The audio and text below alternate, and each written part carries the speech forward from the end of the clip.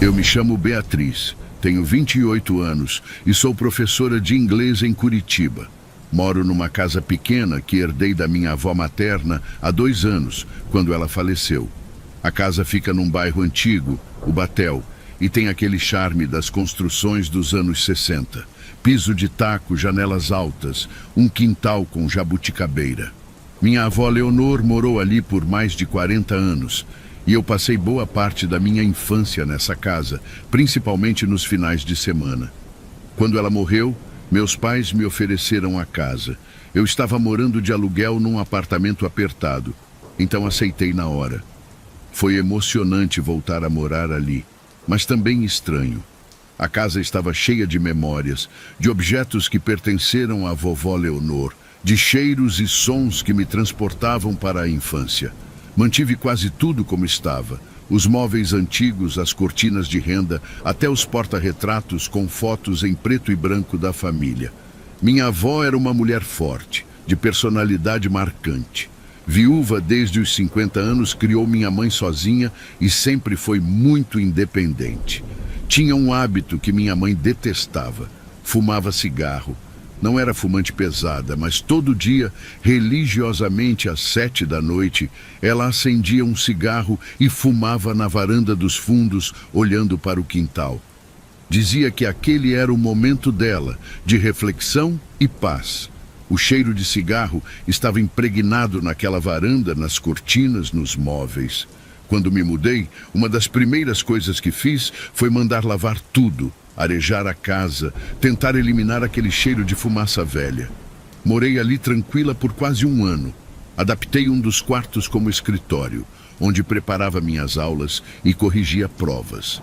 Gostava da solidão da casa, do silêncio do bairro à noite, do canto dos pássaros de manhã.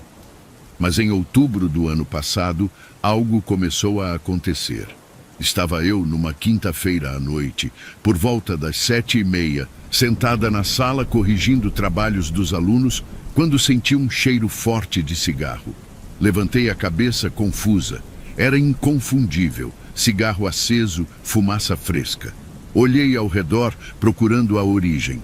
Não havia ninguém em casa além de mim. Fui até a janela, pensei que pudesse ser algum vizinho fumando do lado de fora, mas não havia ninguém na rua. O cheiro persistiu por alguns minutos e depois desapareceu completamente, como se nunca tivesse existido. Achei estranho, mas não dei muita importância. Talvez fosse alguma corrente de ar trazendo o cheiro de longe, pensei. Mas na noite seguinte, sexta-feira, aconteceu de novo. Mesma hora, 7h30, o mesmo cheiro forte de cigarro invadindo a sala. Dessa vez, levantei e percorri a casa toda, checando cada cômodo. Quando cheguei na varanda dos fundos, onde minha avó costumava fumar, o cheiro estava mais forte ainda. E foi aí que eu vi. Havia fumaça. Fumaça real, visível, se dissipando no ar da varanda como se alguém tivesse acabado de dar uma tragada e soltado. Fiquei paralisada, observando aquelas volutas de fumaça se desfazendo lentamente. Meu coração disparou. Não era imaginação, não era um cheiro vindo de fora. Era fumaça de verdade ali na minha frente, sem nenhuma fonte aparente. Dei um passo para trás, tropeçando na soleira da porta, e corri de volta para dentro da casa. Tranquei a porta da varanda, fechei as cortinas e fiquei na sala, tremendo. Liguei para minha mãe, mas não atendeu. Liguei para minha melhor amiga, a Júlia, e contei o que tinha acontecido. Ela tentou me acalmar, disse que eu devia estar cansada, estressada com o trabalho. Talvez ela estivesse certa, talvez eu estivesse imaginando coisas, mas eu tinha visto aquela fumaça, tinha sentido o cheiro, era real. Passei o final de semana na casa da Júlia. Não conseguia ficar sozinha na casa depois daquilo. Voltei só na segunda-feira, durante o dia, quando o sol estava alto e tudo parecia normal e seguro. Passei a semana inteira tensa, evitando a varanda, saindo de casa antes das 7 da noite sempre que possível. Mas na quinta-feira seguinte, eu estava em casa de novo na hora fatídica, 7h30 da noite, e o cheiro voltou. Dessa vez, em vez de fugir, decidi enfrentar. Caminhei devagar até a varanda, o coração batendo forte no peito. Abri a porta e entrei. O cheiro estava fortíssimo ali, como se alguém estivesse fumando ao meu lado, e então eu vi de novo a fumaça. Mas dessa vez ela não estava apenas se dissipando, ela estava se formando, tomando forma, criando uma silhueta vaga no ar. Uma silhueta de uma pessoa sentada na cadeira de balanço velha que minha avó usava. Senti minhas pernas fraquejarem. Vovó? Sussurrei, sem acreditar no que estava dizendo. A fumaça tremulou como se respondendo. E então ouvi. Não era uma voz exatamente, mas era como se as palavras se formassem diretamente na minha cabeça, claras e nítidas. Bia, minha menina. Era como minha avó me chamava. Bia. Senti lágrimas escorrerem pelo meu rosto. Não era medo o que eu sentia naquele momento. Era uma mistura de choque, confusão e uma saudade profunda que eu nem sabia que estava guardando. Vovó, é você mesmo? Perguntei, minha voz tremendo. A fumaça se moveu de novo e a sensação de presença ficou mais forte. Eu sabia, de alguma forma inexplicável, que era ela. Minha avó estava ali, comigo, naquela varanda onde ela tinha passado tantas noites da vida dela. Sentei-me no chão da varanda, ainda olhando para aquela forma de fumaça na cadeira de balanço. Não sabia o que fazer, o que dizer. Parte de mim queria correr, gritar, fugir daquela situação impossível. Mas outra parte, a parte que ainda era a neta que adorava a vovó Leonor, queria ficar, queria entender. Por que você está aqui? Perguntei baixinho. A resposta veio da mesma forma, palavras se formando na minha mente. Nunca fui embora, Bia. Esta é minha casa. Fiquei ali conversando com ela, ou com o que quer que fosse aquilo, por quase 1 hora. Perguntei se ela estava bem, se estava em paz. A presença transmitia uma sensação de calma, de contentamento até. Ela disse que gostava de me ver ali, cuidando da casa, que ficava feliz por eu ter ficado. Disse que sentia minha falta, que às vezes me observava enquanto eu trabalhava ou cozinhava. Aquilo deveria me assustar, mas estranhamente me confortava. Minha avó sempre tinha sido protetora, cuidadosa comigo.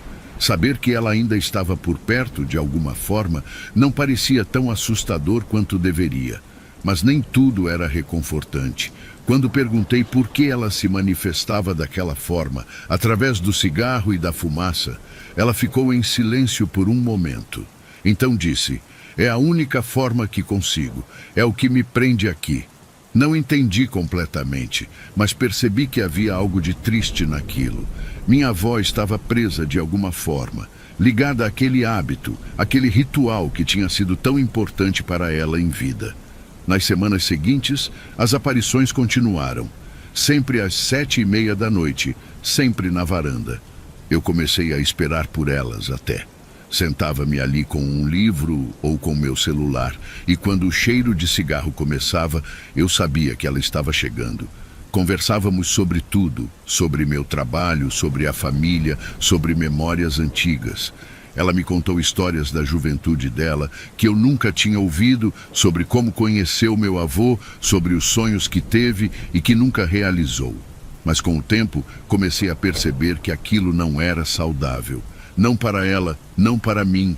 Eu estava vivendo cada vez mais para aqueles encontros noturnos, negligenciando minha vida social, recusando convites de amigos para ficar em casa esperando minha avó aparecer. E ela, percebi, estava presa num loop, revivendo o mesmo momento todas as noites, incapaz de seguir em frente. Conversei com minha mãe sobre isso, sem contar os detalhes sobrenaturais. Apenas disse que estava tendo dificuldade em superar a morte da vovó, que sentia muito a presença dela na casa. Minha mãe sugeriu que eu procurasse ajuda, talvez um terapeuta, ou até um padre. Vovó era católica, ela disse. Talvez uma missa em memória dela ajude você a encontrar paz. Pensei muito sobre o que minha mãe tinha dito. Minha avó realmente era católica praticante, ia à missa todo domingo na igreja do bairro. Decidi que valia a pena tentar. Fui até a igreja São José, onde ela costumava ir, e conversei com o padre Antônio, que a conhecia bem. Contei que estava tendo dificuldade em aceitar a morte dela, que sentia como se ela ainda estivesse presente na casa. O padre foi muito compreensivo. Disse que às vezes as almas ficam presas por apego aos lugares e pessoas que amaram, e que uma missa de sétimo dia tardia, com orações específicas, poderia ajudar a alma a encontrar descanso. Marcamos a missa para o sábado seguinte. Convidei minha mãe, alguns tios e primos, amigos próximos da vovó que ainda estavam vivos. Foi uma cerimônia bonita, emocionante. O padre Antônio falou sobre a vida da vovó Leonor, sobre sua fé, sua força, seu amor pela família. Rezamos por ela, pedimos que encontrasse paz e luz. Chorei muito durante a missa, liberando uma tristeza que estava guardada há 2 anos. Naquela noite, voltei para casa com o coração apertado. Eram quase 7h30 quando cheguei. Fui direto para a varanda e sentei na cadeira de balanço, a cadeira da vovó. Esperei. 7h30 chegou e passou.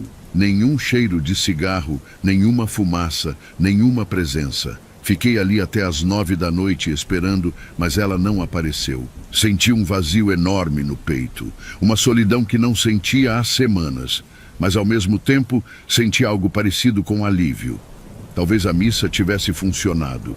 Talvez minha avó finalmente tivesse conseguido seguir em frente. Passei os dias seguintes numa espécie de luto renovado. Era como perdê-la de novo. Mas aos poucos fui me reconectando com minha vida. Voltei a sair com amigos, aceitei um convite para jantar que tinha recusado, comecei a fazer planos para reformar a casa, dar minha cara a ela, em vez de mantê-la como um santuário para minha avó. A vida foi voltando ao normal, mas algumas semanas depois, numa noite de sexta-feira, eu estava na varanda lendo um livro quando senti um cheiro leve de cigarro. Não era forte como antes, apenas um traço, uma lembrança. Levantei os olhos e não vi nada, nenhuma fumaça, nenhuma presença, mas senti um calor no peito, uma sensação de paz e amor que me envolveu por alguns segundos. E então ouvi, muito baixinho, quase imperceptível, como um sussurro no vento: "Estou bem, Bia, cuide-se." E o cheiro desapareceu. Sorri com lágrimas nos olhos. Ela tinha ido embora, mas não completamente. Ainda estava por perto, de alguma forma, cuidando de mim como sempre fez. Mas agora ela estava livre, em paz, não mais presa àquela rotina noturna, e eu também estava livre para viver minha vida, sabendo que, onde quer que ela estivesse, minha avó estava bem. Continuo morando na casa, ainda sinto a presença dela às vezes, nos pequenos detalhes. Uma porta que range de uma forma familiar, o cheiro de alfazema que ela adorava, a sensação de não estar completamente sozinha mesmo quando estou. Mas não é mais assustador, é reconfortante. É saber que o amor que ela tinha por mim e que eu tenho por ela é mais forte que a morte.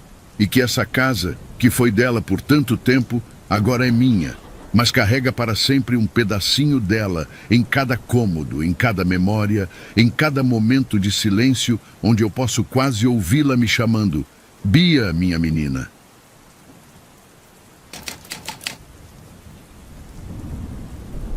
Meu nome é Rafael, tenho 32 anos e trabalho como analista de sistemas em São Paulo. Moro sozinho num apartamento pequeno no Butantã há uns 3 anos, desde que terminei meu relacionamento com a Juliana.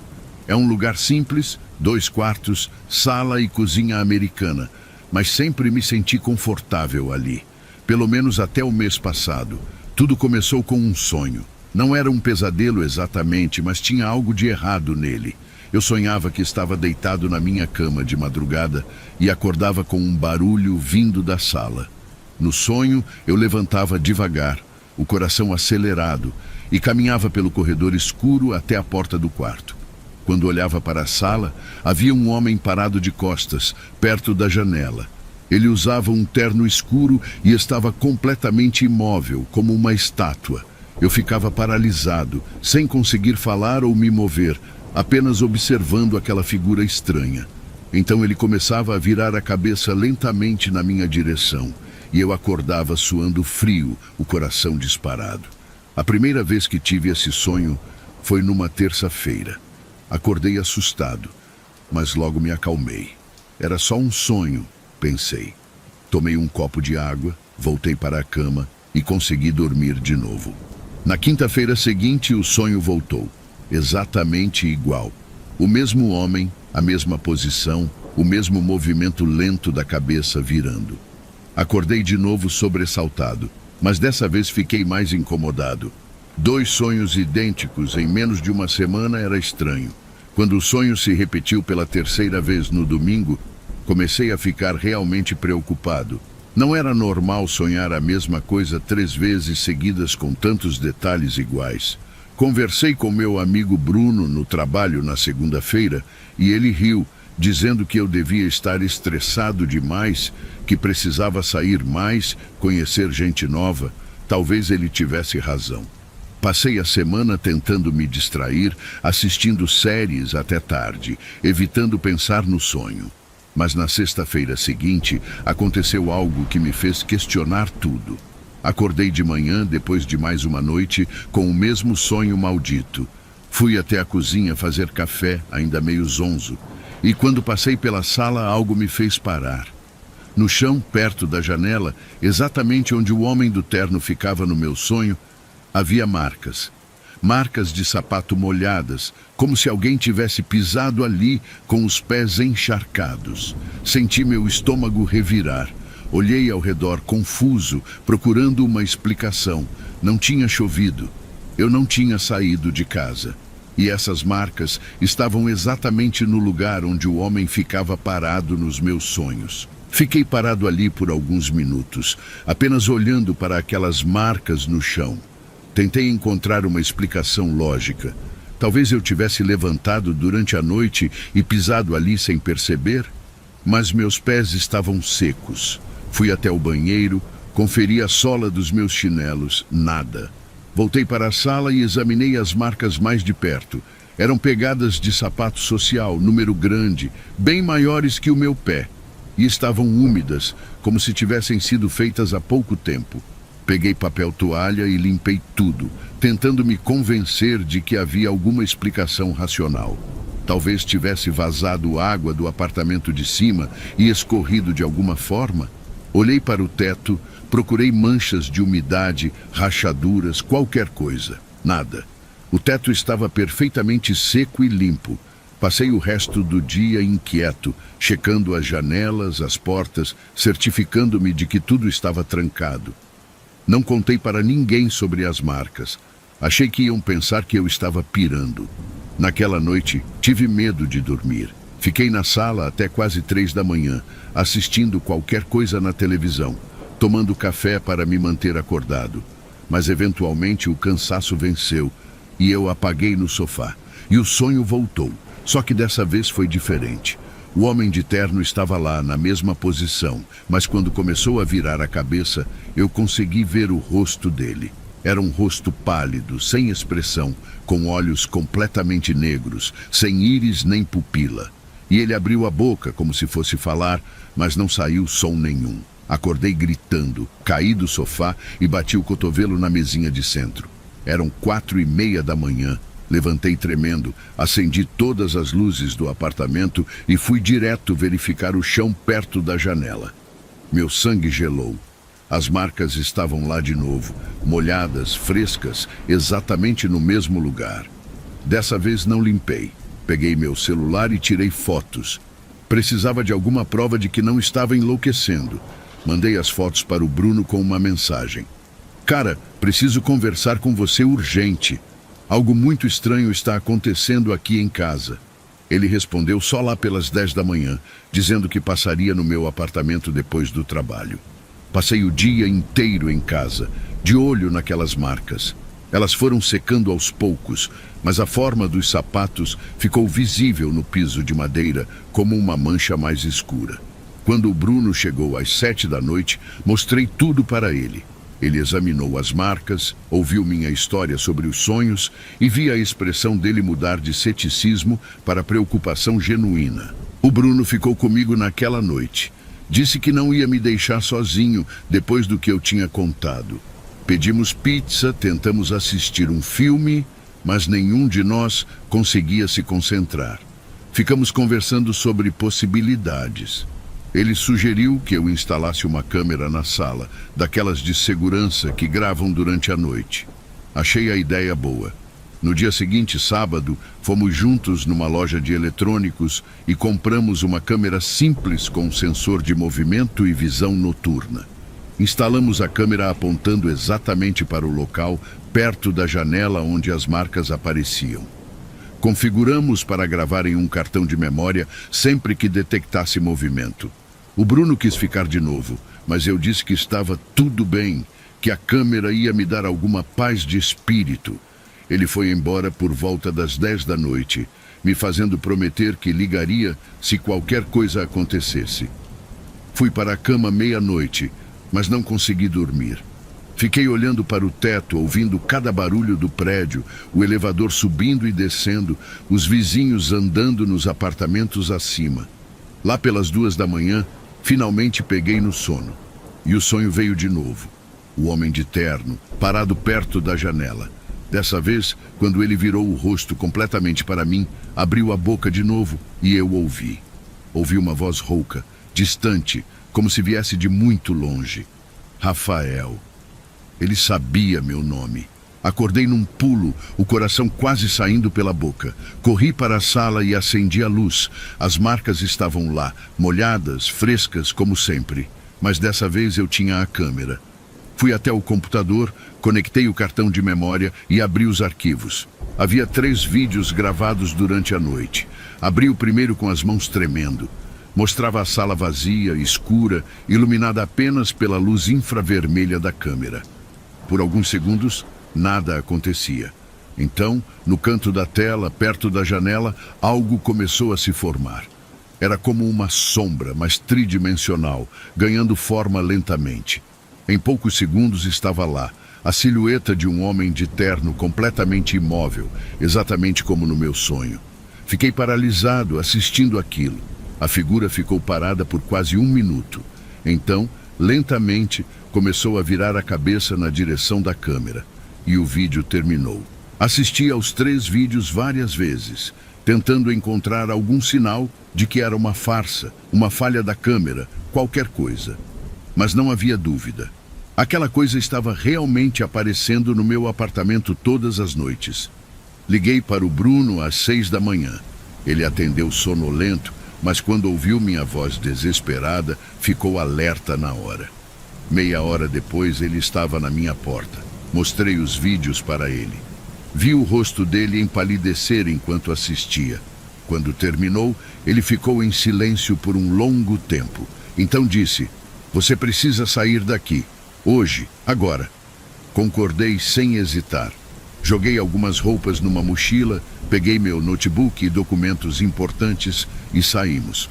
Fui ficar na casa do Bruno por uns dias enquanto decidia o que fazer.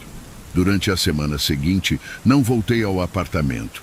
Pedi para trabalhar de casa, ou melhor, da casa do Bruno. Ele e a namorada dele, a Camila, foram muito compreensivos. Mas eu não podia ficar lá para sempre. Precisava entender o que estava acontecendo. A Camila, que sempre foi meio esotérica, sugeriu que eu procurasse alguém que entendesse dessas coisas. Ela conhecia uma mulher, a Dona Célia, que fazia limpezas espirituais e ajudava pessoas com problemas assim. Num primeiro momento resisti. Nunca fui de acreditar muito nessas coisas, mas depois de ver aqueles vídeos, depois de viver aquilo tudo, eu estava disposto a tentar qualquer coisa. Fui com a Camila até a casa da Dona Célia numa quinta-feira à tarde. Era uma casa simples em Pinheiros, cheia de plantas e cheiro de incenso. Dona Célia era uma senhora negra de uns 60 anos, com um olhar penetrante, mas gentil. Contei tudo para ela, mostrei os vídeos no meu celular. Ela assistiu em silêncio, balançando a cabeça de vez em quando. Quando terminei, ela disse: "Esse espírito está tentando se comunicar com você. Não sei se é algo ruim ou apenas perdido, mas ele escolheu você por algum motivo. Preciso ir até seu apartamento para sentir a energia do lugar." Marcamos para o dia seguinte. Eu, Bruno, Camila e Dona Célia fomos juntos até lá na sexta à tarde. Minha mão tremia quando coloquei a chave na fechadura. O apartamento estava exatamente como eu tinha deixado. Dona Célia entrou devagar, fechou os olhos e ficou parada na sala por alguns minutos. Então caminhou até a janela, até o exato ponto onde as marcas apareciam. Ajoelhou-se ali e colocou a mão no chão. Ficou assim por um tempo que pareceu eterno. Quando se levantou, tinha lágrimas nos olhos. Havia um homem aqui, ela disse baixinho. Ele morava neste apartamento há muitos anos. Morreu sozinho, de infarto, bem neste lugar onde estou. Ninguém encontrou o corpo por dias. Ele está preso aqui, repetindo seus últimos momentos, tentando pedir ajuda. Senti um arrepio no meu corpo. O que eu faço? Perguntei. Dona Célia pegou minha mão. Vamos ajudá-lo a seguir em frente. Ela fez uma oração ali mesmo, acendeu velas brancas, queimou ervas. Pediu para que eu falasse com o espírito, dissesse que estava tudo bem, que ele podia ir embora, que não precisava mais ficar preso ali. Foi estranho, constrangedor até, falar sozinho para o ar. Mas fiz o que ela pediu. Quando terminamos, Dona Célia disse que eu podia voltar a morar ali, que o espírito tinha sido liberado. Voltei para o apartamento no final de semana seguinte. Naquela primeira noite, fiquei acordado até tarde, tenso, esperando o sonho voltar. Mas ele não veio. Dormi a noite inteira sem interrupções. Na manhã seguinte, conferi o chão perto da janela. Nada, nenhuma marca. Deixei a câmera ligada por mais uma semana só para ter certeza. Nenhum vídeo foi gravado. O homem de terno nunca mais apareceu. Já se passaram 2 meses desde então. Continuo morando aqui e está tudo normal. Às vezes ainda penso naquele homem, morto sozinho, sem ninguém para ajudá-lo. Me pergunto se ele finalmente encontrou paz. Espero que sim. Porque eu, depois de tudo isso, finalmente consegui encontrar a minha.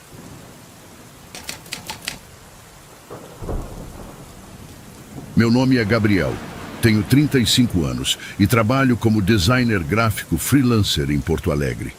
Há 6 meses, consegui alugar uma casa antiga no bairro Cidade Baixa. Um sobrado de 2 andares construído nos anos 40. O aluguel era surpreendentemente barato para o tamanho e a localização, o que deveria ter me alertado, mas eu estava desesperado para sair do apartamento minúsculo onde morava. A proprietária, Dona Irene, uma senhora de uns 70 anos, foi bem direta. A casa ficou vazia por um tempo, algumas pessoas não se adaptaram, mas é sólida, bem construída. Se você não for muito sensível, vai gostar. Não entendi bem o que ela quis dizer com sensível, mas assinei o contrato mesmo assim. A casa era linda, apesar de precisar de alguns reparos. Tinha pé direito alto, janelas enormes com vitrais coloridos, piso de madeira original que rangia em alguns pontos. E tinha a escada. Uma escada de madeira escura que subia do hall de entrada até o 2º andar, com corrimão entalhado e degraus largos. Era imponente, quase intimidadora. Desde o primeiro dia, senti algo estranho em relação àquela escada, mas não conseguia definir o quê. Nos primeiros dias, estava tão ocupado me mudando e organizando meu escritório que mal prestei atenção em qualquer coisa estranha. Trabalhava até tarde, às vezes madrugada adentro, com fones de ouvido, concentrado nos projetos. Meu escritório ficava no quarto do 2º andar e eu subia e descia aquela escada várias vezes por dia. Durante o dia, tudo parecia normal, mas à noite, principalmente depois da meia-noite, eu começava a sentir um desconforto inexplicável sempre que precisava descer. Foi na 2ª semana que aconteceu pela primeira vez. Eram umas 2 da manhã de uma quarta-feira. Eu estava no escritório e desci para pegar água na cozinha. Quando cheguei no meio da escada, olhei para baixo e vi algo que me fez congelar. Havia uma sombra no hall de entrada. Não era uma sombra normal, projetada por algum objeto. Era uma forma humana, escura, sem detalhes definidos, apenas uma silhueta negra contra o piso claro, e ela estava se movendo. Subindo a escada, fiquei paralisado, agarrado ao corrimão, observando aquela coisa subir degrau por degrau em minha direção. Meu coração batia tão forte que eu podia ouvir o sangue pulsando nos meus ouvidos. Quando a sombra chegou a uns 3 degraus de distância de mim, pisquei e ela desapareceu. Simplesmente sumiu, como se nunca tivesse estado ali. Fiquei parado por alguns minutos, respirando pesado, tentando processar o que tinha acabado de ver. Eventualmente convenci-me de que tinha sido cansaço, meus olhos pregando peças na penumbra. Desci correndo, peguei a água e voltei para o escritório, deixando todas as luzes acesas. Tentei esquecer o que tinha visto, mas não consegui. Nos dias seguintes, evitei descer à noite. Se precisasse de algo, esperava até o dia seguinte. Mas não podia evitar subir a escada para ir dormir. E toda noite, quando passava por ela, sentia aquela presença, como se algo estivesse me observando do andar de baixo. Comecei a subir correndo, sem olhar para trás, como uma criança com medo do escuro. Uma semana depois, aconteceu de novo, por volta da 1 da manhã. Tinha trabalhado no sofá da sala e estava subindo para o quarto. Quando coloquei o pé no primeiro degrau, ouvi um som, um arrastar lento, como se alguém estivesse subindo a escada, arrastando os pés. Olhei para cima e vi. O vulto estava lá, no topo da escada, descendo em minha direção. Era mais nítido dessa vez. Eu podia ver que tinha a forma de um homem, alto, magro, mas completamente negro, sem rosto, sem detalhes. Apenas uma silhueta vazia descendo os degraus lentamente. Dei um passo para trás, tropeçando, quase caindo. Minha mão buscou o interruptor na parede e acendi a luz do hall. A escada ficou completamente iluminada e o vulto desapareceu instantaneamente. Fiquei ali, tremendo, olhando para a escada vazia. Não subi naquela noite. Dormi no sofá da sala com todas as luzes acesas. No dia seguinte, liguei para a dona Irene. Tentei ser discreto, perguntei sobre a história da casa, se tinha acontecido algo ali. Ela ficou em silêncio por um momento antes de responder. Olha, Gabriel, eu disse que a casa não era para pessoas sensíveis. Teve gente que morou ali e não viu nada. Teve gente que saiu na primeira semana. A casa é antiga, tem suas histórias. Meu pai construiu ela em 43 e ele morreu ali em 75. Caiu da escada, quebrou o pescoço. Senti um arrepio percorrer todo o meu corpo. Mas olha, ela continuou, ele nunca fez mal a ninguém em vida, não vai fazer agora. Se você conseguir conviver com isso, a casa é sua. Se não, eu entendo, você pode sair sem multa. Fiquei dividido. A casa era perfeita para mim, o aluguel era ótimo e eu tinha acabado de me mudar. Mas aquele vulto, aquela presença na escada, estava me deixando louco. Decidi dar mais uma chance. Talvez se eu ignorasse, se eu não desse atenção, a coisa parasse. Passei a evitar a escada à noite completamente. Instalei uma mini geladeira no escritório para não precisar descer e só usava a escada durante o dia. Funcionou por algumas semanas. Eu não via mais o vulto, não ouvia mais os sons. Comecei a relaxar, a pensar que tinha superado aquilo. Mas então, numa sexta-feira à noite, eu estava trabalhando quando a energia caiu. Blackout total no bairro. Peguei meu celular para usar como lanterna e desci para verificar o quadro de luz. Não tinha escolha, precisava usar a escada. Desci devagar, iluminando os degraus com a luz fraca do celular. Quando cheguei no meio da escada, a luz do celular piscou e apagou. Bateria tinha acabado. Fiquei no escuro completo.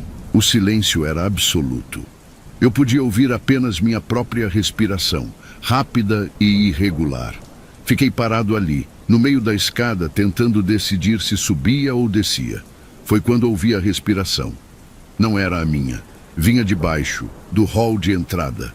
Uma respiração pesada, lenta, como de alguém que tinha acabado de fazer um esforço. E então ouvi os passos. Alguém ou algo estava subindo a escada. Não consegui me mover. O medo me paralisou completamente. Ouvi os passos se aproximando, degrau por degrau, cada um fazendo a madeira ranger. Estava cada vez mais perto. 5 degraus abaixo de mim. 4. 3. Eu podia sentir uma presença, um frio que não era natural, uma sensação de peso no ar. 2 degraus, 1 degrau. E então, bem ao meu lado, a respiração parou. Havia algo ali, ao meu lado, no escuro. Eu podia sentir. Fechei os olhos com força, esperando, não sei o quê, ser tocado, ser atacado, algo. Mas nada aconteceu. Ficamos ali, eu e aquela presença, por um tempo que pareceu eterno. E então, bem baixinho, quase imperceptível, ouvi uma voz. Era rouca, distante, como se viesse de muito longe. Cuidado. Só isso. Uma palavra. E então a presença se foi. O ar ficou mais leve, o frio desapareceu. Alguns segundos depois, a energia voltou e a escada se iluminou com a luz do hall. Eu estava sozinho. Subi correndo para o escritório, tranquei a porta e passei a noite inteira acordado, tentando entender o que tinha acontecido. Cuidado. Cuidado com o quê? Com a escada, com a casa, comigo mesmo? Não fazia sentido. No dia seguinte, sábado, fui até uma livraria do centro que vendia livros sobre ocultismo e espiritismo. Comprei alguns livros sobre assombrações, espíritos presos, energias residuais. Passei o final de semana lendo, tentando entender o que estava acontecendo na minha casa. Aprendi que, às vezes, quando alguém morre de forma traumática, a energia daquela morte pode ficar presa no local. O espírito pode ficar repetindo os últimos momentos, preso num loop, ou pode estar tentando comunicar algo, avisar sobre algum perigo. A palavra cuidado ficou ecoando na minha cabeça. O que o pai da dona Irene estava tentando me dizer? Na segunda-feira, contratei um inspetor para verificar a estrutura da casa, especialmente a escada. Ele veio na terça-feira e passou horas examinando tudo. Quando terminou, me chamou para mostrar algo. Olha, ele disse apontando para a parte de baixo da escada, onde os degraus se conectavam à estrutura de suporte. Esses degraus aqui, do 10º ao 12º, estão comprometidos. A madeira está podre por dentro, cupim provavelmente. De fora parece firme, mas se alguém pisar com força, pode ceder. É perigoso. Precisa trocar urgente. Senti meu sangue gelar. 10º ao 12º degrau. Exatamente onde eu estava quando ouvi a voz dizendo cuidado. Contratei um carpinteiro imediatamente para trocar os degraus danificados. Enquanto o trabalho estava sendo feito, fiquei pensando no que tinha acontecido. O espírito do pai da dona Irene não estava tentando me assustar, estava tentando me avisar, me proteger. Ele tinha morrido caindo daquela escada e não queria que a mesma coisa acontecesse comigo. Era reconfortante e assustador ao mesmo tempo. O carpinteiro levou 3 dias para terminar o serviço. Trocou não só os degraus danificados, mas reforçou toda a estrutura da escada, substituiu partes do corrimão que estavam soltas. Quando terminou, a escada estava sólida, segura, como nova. Paguei o serviço e naquela noite fiquei olhando para a escada por um longo tempo.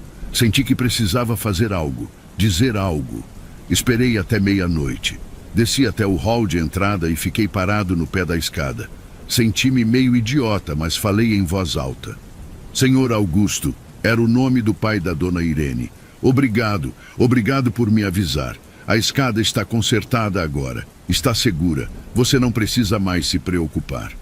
Fiquei ali em silêncio por alguns minutos. Não houve resposta, nenhum sinal, nenhuma presença.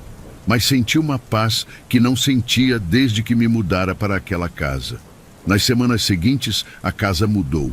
Não sei explicar exatamente como, mas a atmosfera era diferente, mais leve, mais acolhedora. Continuei subindo e descendo a escada normalmente de dia e de noite, e nunca mais vi o vulto. Nunca mais ouvi os passos ou a respiração. A presença tinha ido embora, ou pelo menos tinha se acalmado. Às vezes, quando passo pela escada tarde da noite, sinto uma sensação estranha, como se alguém estivesse me observando com aprovação, com cuidado. Mas não é assustador, é quase protetor. Contei tudo para a dona Irene algumas semanas depois. Ela chorou quando soube que o espírito do pai dela tinha me avisado sobre os degraus. Ele sempre foi assim, ela disse, limpando as lágrimas. Sempre cuidando de todo mundo, sempre preocupado com a segurança das pessoas. Mesmo depois de morrer, ele continua cuidando da casa dele. Ela me ofereceu reduzir o aluguel como agradecimento por ter consertado a escada, mas recusei. Disse que a casa estava perfeita do jeito que estava e que me sentia honrado de morar num lugar com tanta história. Já se passaram 6 meses desde então. Continuo morando aqui e não tenho planos de sair. A casa se tornou meu lar de verdade. Às vezes, quando estou trabalhando até tarde e desço para pegar um café, olho para a escada e penso no Sr. Augusto, no homem que construiu essa casa com as próprias mãos, que morreu aqui de forma trágica, mas que mesmo depois da morte continua cuidando do lugar que amou. E me sinto grato. Grato por ele ter me avisado, grato por morar numa casa com tanta memória e energia, mesmo que seja uma energia do além. Tem gente que acha que eu sou louco por continuar morando aqui depois de tudo que aconteceu. Mas eu não vejo dessa forma. Não tenho medo, tenho respeito. E tenho a certeza de que, enquanto eu cuidar dessa casa, enquanto eu respeitar sua história e suas memórias, estarei seguro. Porque tem alguém ou algo que está cuidando de mim também. E toda vez que subo aquela escada à noite, agradeço em silêncio ao Sr. Augusto, o guardião invisível do sobrado da Cidade Baixa.